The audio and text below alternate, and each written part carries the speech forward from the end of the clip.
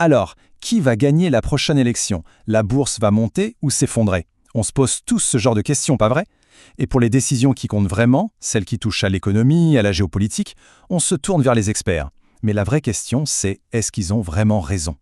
Quand on dit expert, en fait, de qui parle-t-on?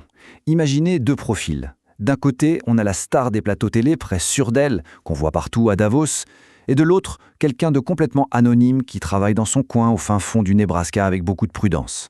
À votre avis, lequel a le plus de chances de viser juste? Eh bien, la réponse va peut-être vous surprendre.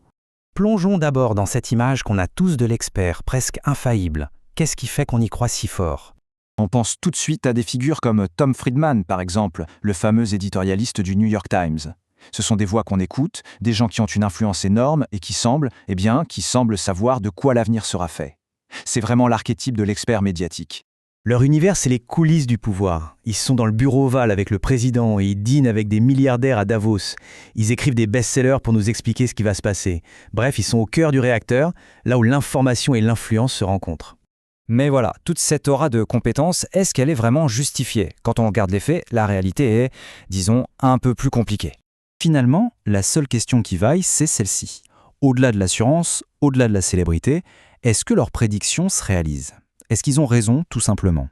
C'est précisément la question que s'est posée un chercheur, Philip Tetlock. Pendant 20 ans, il a méthodiquement collecté des milliers et des milliers de prédictions d'experts, et il les a comparées à ce qui s'est réellement passé. Là, plus d'opinion, juste des faits. Et le verdict est sans appel. Tenez-vous bien, en moyenne, un expert était à peu près aussi fiable qu'un chimpanzé qui lancerait des fléchettes au hasard sur une cible. Oui, vous avez bien entendu. L'image est un peu provocatrice, j'avoue, mais elle est basée sur des décennies de données. C'est fou, non?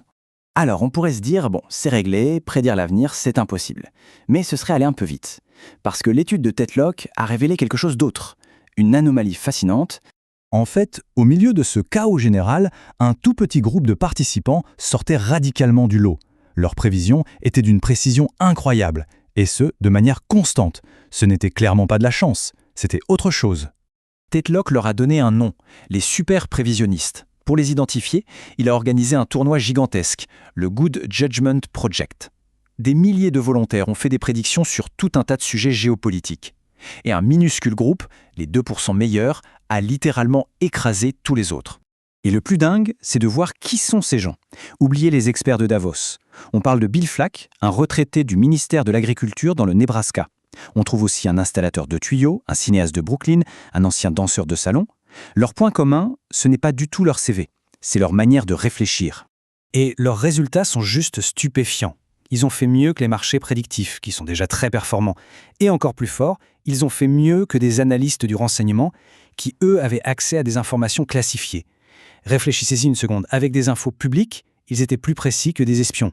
Bon, la question qu'on se pose tous maintenant, c'est quel est leur secret? C'est quoi leur truc? Comment ils font pour y voir si clair alors que les autres sont dans le brouillard? Leur secret, ce n'est pas une machine surpuissante ou une méthode secrète. C'est bien plus accessible et en même temps bien plus profond que ça. C'est une discipline mentale, une façon de penser bien particulière. En gros, tout se résume à quelques habitudes. D'abord, ils sont hyper curieux. Ils vont chercher des informations partout auprès de sources très diverses. Ensuite, ils ne disent jamais c'est sûr à 100%. Ils raisonnent en probabilité, du genre il y a 70% de chances que. Troisièmement, ils gardent une trace de leurs prévisions. Ils analysent leurs succès, mais surtout leurs échecs pour s'améliorer. Et enfin, le plus important, ils n'ont aucun ego. Si les faits leur donnent tort, ils changent d'avis sans état d'âme. Ça a l'air simple dit comme ça, mais c'est totalement révolutionnaire. Et c'est ça qui nous amène à l'idée la plus forte de tout ce projet. Ce n'est pas juste une histoire de prédire le futur. Comme le dit cette citation, le bon jugement, la bonne prévision, ce sont des compétences qui peuvent s'apprendre. Ce n'est pas un don du ciel. C'est un message hyper optimiste en fait. Penser de manière claire et précise, ce n'est pas un talent inné qu'on a ou qu'on n'a pas. C'est une compétence. C'est comme un muscle.